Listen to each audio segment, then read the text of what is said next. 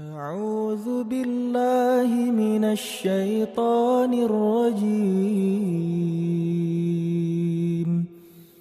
بسم الله الرحمن الرحيم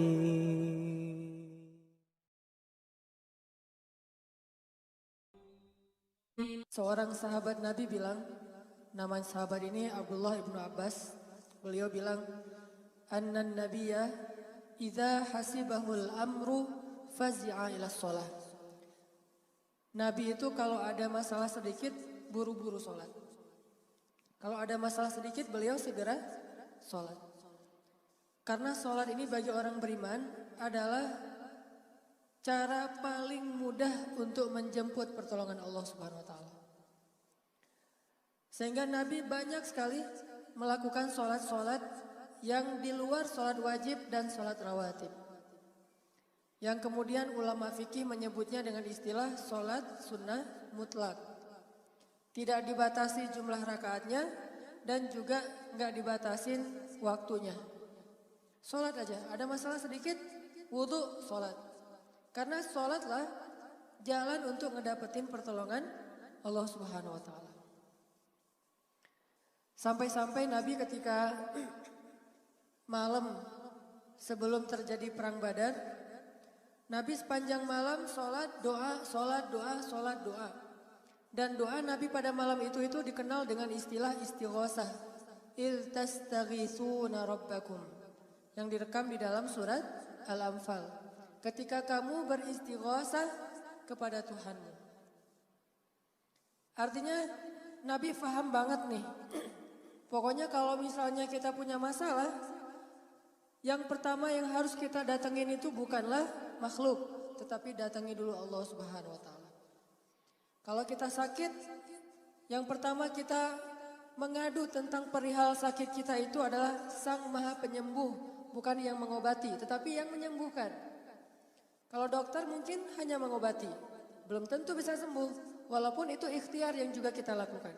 Tetapi sebelum kita datang ke dokter, sebelum kita datang ke apotek, datangi dulu pemilik segala kesembuhan, yaitu Allah Subhanahu wa Ta'ala. Kalau kita kayak ngerasa lapar gitu, minta sama Allah. Sampai Nabi bilang, mintalah kepada Allah Subhanahu wa Ta'ala walaupun cuma garam. Kayak misalnya kita lagi masak nih, kurang garam. Ya Allah, nih garam nih, kurang ternyata. Sampai kayak gitu tuh, minta garam aja kepada Allah. Walaupun nanti secara syariat kita beli garamnya di warung, tapi mintanya kepada Allah Subhanahu wa Ta'ala. Kalau bahasa sosmed mah mention Allah dulu sebelum kita nge-mention yang lain. Jadi setiap caption kalau kita nge-posting sesuatu tuh, captionnya tuh harus ada Allah. @bismillahirrahmanirrahim.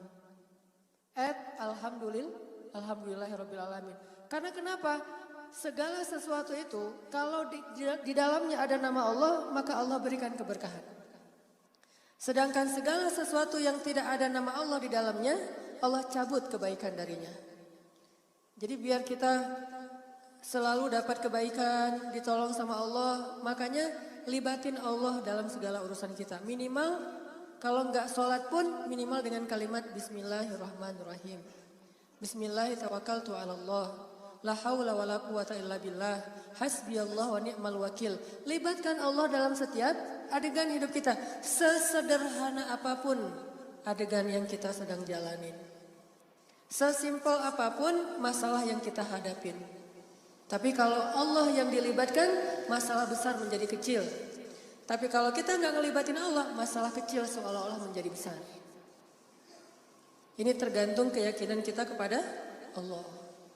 Sehingga suatu saat Umar bin Khattab lagi sakit. Dulu sebelumnya tuh kan orang kalau sakit datang ke Umar tuh ya. Misalnya Umar lagi ngejenguk ada yang sakit perut atau panas gitu. Umar nanya, kenapa kamu sakit ya Amirul Mukminin? Ya udah sini. Dipegang sama Umar, dibacain Al-Fatihah, didoain, sembuh. Dia bilang, aduh ini lebih sehat daripada sebelum saya sakit. Lebih bugar lagi tuh, lebih fit. Sehingga banyak orang yang datang kepada Umar minta didoain kalau sakit supaya sembuh. Karena doa Umar ini diijabah oleh Allah. Suatu saat Umar sakit. Orang-orang yang datang bilang, ya Amirul Mukminin, Dulu kalau kami sakit engkau doakan sehingga dengan seizin Allah kami sembuh. Sekarang kami pengen ngedoain kamu yang lagi sakit. Doain nih rame-rame, belum sembuh. Kenapa? Beda sinyalnya ya. Ada yang kuotanya gede, wifi-nya unlimited, ada yang kuotanya tinggal dikit. Sama kayak kita memorinya tuh foto 2 kali udah full. Ya. Ada orang yang foto berkali-kali, dia bikin video gitu, tapi nggak full kan ya, karena dia memorinya gede. Storage-nya masih besar. Sedangkan ada handphone yang baru foto 2 kali, memori Anda sudah penuh. Harus ditransfer dulu ke temennya, transfer dulu ke laptop gitu. Artinya ada hati yang koneksi ke Allahnya itu kuat banget. Dan itu bukan dari apa terbuat hati itu, bukan. Tetapi apa isi di dalam hati itu. Apakah Allah Subhanahu wa Ta'ala the one and only di dalam hati itu, atau Allah berbagi tempat di dalam hati itu dengan makhluk? Kalau Allah berbagi tempat di dalam hati itu dengan makhluk, berarti sinyalnya lemah nih.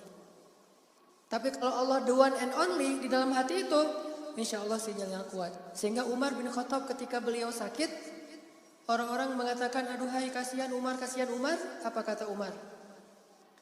Ya nafsi, idza dhaqat alaiki dunya fala taquli ya rabbi indi hammun kabir, faquli ya hammun indi rabbun kabir. Wahai jiwaku, kalau kamu punya masalah, jangan pernah kamu bilang ya Allah, saya punya masalah besar. Tapi bilang, wahai masalah, saya punya Allah yang maha besar. Iman. Wahai Allah, saya punya masalah besar. Jangan katakan itu dulu, tapi katakan, wahai masalah, Tuhan saya maha besar, lebih besar daripada semua masalah. Wa huwa ala kulli syai'in qadir. Sehingga karena Allah maha besar, Allah ala kulli syai'in qadir, apapun masalah kita, baik yang kecil apalagi yang besar, adukan kepada Allah. Ya Rabbi, saya punya masalah dan Engkau maha kuasa atas segala sesuatu. Ya Rabbi, masalah saya lumayan besar, tetapi Engkau lebih besar. Masalah saya lumayan sulit, tetapi Engkau maha kuasa, tidak ada yang tidak mungkin bagimu. Adukan kepada Allah. Dan salah satu cara kita ngaduin masalah kita ke Allah, curhatnya, sholat. Kan kita suka tuh kalau lagi ada masalah, nelfon teman, gue boleh curhat gak? Curhat nih. Kalau kita curhat sama teman kita curhat baru buka prolog, dia balas curhat. Akhirnya dia lebih panjang curhatnya daripada kita. Gue lagi ada masalah nih, kenapa? Dia ngajak putus. Wah, tega banget ya. Emang cewek segitu sih. Saya juga pernah kayak gitu tuh. Nggak ada angin, nggak ada mendung, tiba-tiba petir aja, hujan, saya diputusin ujuk-ujuk. Dia cerita panjang lebar. Kenapa lo jadi curhat, bukan gue? Kan jadi gitu tuh kalau ke manusia. Kenapa? Karena dia juga butuh. Kalau Allah ghaniyun 'anil alamin. Allah tuh nggak butuh kita yang butuh Allah. Sehingga nggak mungkin kita curhat ke Allah, Allah stop, ntar dulu hambaku, gue juga pengen curhat. Nggak ada tuh. Allah nggak butuh curhat kepada hambanya. Kulla yaumin huwa fi sya'n. Walaupun setiap hari Allah sibuk. Ibaratnya kalau kita curhat ke teman kita, delay. Kita kirim, ternyata dia lagi ngecas HP, jadi contrengnya 1. Dia buka nih handphone, contreng 2, tapi warnanya masih abu. Lasimnya udah lewat, tapi belum biru-biru juga, nggak di-read sama dia. Atau udah di-read, tapi nggak dibalas-balas. Itulah manusia. Kalau Allah ibarat di sosmed nih, kita baru ngirim, Allah udah typing tuh coba. Langsung ngebalas, ya abdi, idza sa'alaka ibadi anni, fa inni qarib, ujibu da'watad da'i idza da'an. Aku akan memperkenankan doa hamba-hambaku yang berdoa kepadaku. Salah satunya lewat sholat. Makanya Nabi ketika lagi ngegali parit khandak gitu, Nabi bilang kepada Bilal, ya Bilal, arihna bis sholat. Wahai Bilal, istirahatkanlah kami dengan sholat.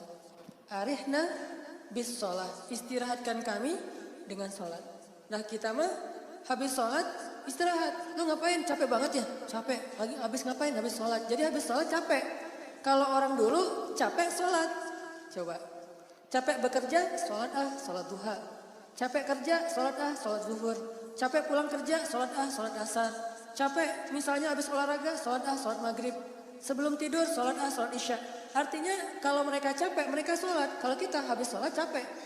Dibalik kan? Nah sekarang kita coba belajar nih. belajar menikmati istirahat di dalam sholat. Jadi pas berdiri, nikmatin, saya lagi menghadap Allah. Nikmatin, saya pengen curhat sama Allah. Minimal curhatnya, iyyaka na'budu wa iyyaka nasta'in, ihdinas siratal mustaqim. Minimal itu curhatnya. Lebih bagus lagi mah kalau kita ngerti bahasa Arab, bisa doa ketika sujud. Kan di dalam sujud nggak boleh pakai bahasa lain selain bahasa Arab. Nah kalau kita nggak ngerti pun minimal doa-doa yang umum aja. Di antara doa yang umum misalnya Rabbana atina fid dunya hasanah. Padahal kalau hafal tuh bisa minta jodoh loh ketika sujud. Kenapa masih jomblo aja nggak ngehafal doa jodoh? Doanya ya Allah samain aja deh dengan yang sebelah. Yang sebelah mah udah nikah, nggak akan pernah lagi. Hafal banyak doa sehingga ketika kita sholat kita menghayati apa yang kita baca. Kayak misalnya kita bangkit dari ruku, apa namanya teh? I'tidal. Kan imam bilang gini, Sami'allahu liman hamidah. Apa artinya? Allah pasti mendengar orang yang memujinya. Itu kata imam. Sami'allahu liman hamidah. Allah pasti mendengar siapapun yang memujinya. Lalu kita mengatakan Rabbana lakal hamdu hamdan katsiran thayyiban mubarakan fih. Siapapun yang membaca kalimat tahmid ini ketika dia berdiri i'tidal, maka malaikat akan berlomba-lomba, berdesak-desakan pengen mendoakan dia. Jadi kalau kita pengen di-follow sama malaikat, tiba-tiba followers kita nambah banyak tuh. Maka katakan Rabbana lakal hamdu hamdan katsiran thayyiban mubarakan fih. Nanti pas kita sholat, pas kita baca itu, kita hayati itu. Wah malaikat lagi pengen ngedoain saya nih. Imam baca, Sami'allahu liman hamidah. Rabbana lakal hamdu hamdan katsiran thayyiban mubarakan fi. Aduh Ustaz belum hafal. Ya udah Rabbana lakal hamd. Rabbana lakal hamd atau walakal hamd. Kita memuji Allah. Hayati setiap bacaannya. Mulai dari bacaan iftitah, kemudian Al-Fatihah, kemudian surat yang dibaca oleh imam, kita dengarkan sambil kita hayati maknanya. Lalu kita coba merasa bahwa yang diomongin di ayat itu kita tuh. Jangan sampai pas dibaca ayat, kita ngomonginnya kalau ayat tentang surga, wah ini gua banget nih. Surga soalnya. Bila tentang neraka, ini teman gua banget nih. Jangan. Surga adalah, saya berharap kayak gitu walaupun belum pantas. Neraka, kayaknya nih saya pantas banget kayak gini, tapi saya gak akan kuat. Jadi kita memuhasabahi diri kita dengan sholat. Kalau sholat kita kayak gitu, bakalan sibuk. Gak berasa loh. Tiba-tiba ternyata udah satu juz. Karena kita sibuk dengan tadabbur, tafakur, khusyuk, mengingat Allah, berdialog dengan Allah dalam doa. Kita gak akan disibukkan dengan urusan di luar sholat. Itulah yang dilakukan oleh para sahabat ketika mereka sholat. Mereka menikmati sholat itu dengan rehat. Salah satunya yang sholatnya terkenal paling panjang tuh Abdullah bin Zubair. Abdullah bin Zubair tuh kalau sholat panjang banget. Bisa jadi dia berdiri dari tengah malam sampai subuh, berdiri aja. Karena dia sholat cuma 2 rakaat satu malam. Malam pertama berdiri dari tengah malam sampai subuh. Menjelang subuh baru dia ruku, sujud, nanti berdiri lagi sebentar, ruku, sujud, salam. Jadi sholatnya tuh lebih banyak berdiri. Rakaat kedua lebih banyak ruku. Dari tengah malam sampai menjelang subuh, ruku aja tuh. Dan rakaat ketiga lebih banyak sujud. Dari tengah malam sampai menjelang subuh, hanya sujud saja. Yang lain cuma sebentar, berdiri sebentar, ruku sebentar, tahiyat sebentar. Tapi yang paling panjang, sujud. Makanya Ibnu Abbas pernah komentar. Ibnu Abbas lagi datang ke masjid, ngelihat Abdullah lagi sholat di masjid, sholat tahajud sendiri. Pas dilihat sama Ibnu Abbas, Abdullah lagi berdiri sholat tahajud. Ibnu Abbas pun sholat sendiri, 11 rakaat. Kata Ibnu Abbas, saya datang, Abdullah masih berdiri, maka saya pun sholat 11 rakaat. Ketika saya selesai 11 rakaat, Abdullah masih berdiri. Dan tahu siapa yang 11 rakaat itu? Abdullah Ibnu Abbas. Yang berdiri tadi, Abdullah bin Zubair. Abdullah bin Abbas ini hafiz Al-Quran. Gak mungkin dia sholat kurang dari 1 juz. Dia udah baca 1 juz lebih, 11 rakaat, Abdullah bin Zubair masih berdiri. Saking lamanya beliau sholat. Ini menunjukkan para sahabat itu bisa menikmati rehatnya di dalam sholat.